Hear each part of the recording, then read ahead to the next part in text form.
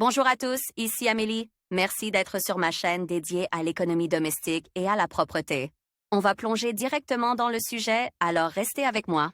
Il est rare de rencontrer une personne qui n'aime pas les cheburecs savoureux et croustillants. Mais d'accord, on n'a pas souvent envie de les acheter dans les échoppes de rue, alors on apprend à les cuisiner à la maison. La pâte et la façon dont elle est préparée jouent un rôle important dans les cheburecs. Il existe de nombreuses recettes, selon lesquelles ils sont préparés. Il y a des cheburecs au kéfir, à l'eau, avec l'ajout de vodka et d'œufs. Aujourd'hui, nous allons préparer une pâte croustillante et savoureuse en y ajoutant du vinaigre. Sa recette est assez simple, et des photos pas à pas vous montreront le processus de cuisson. Ingrédients: farine de blé, 550 g, eau, 1 tasse, vinaigre de table 9%, 1 cuillère à café par litre, huile végétale, 0,5 litre, sel, 0,5 cuillère à café litre, sucre cristallisé, une pincée. Comment préparer la pâte pour les cheburecs? Versez l'eau à température ambiante dans le saladier, puis ajoutez les autres ingrédients liquides, le vinaigre et l'huile végétale. Sous cette forme,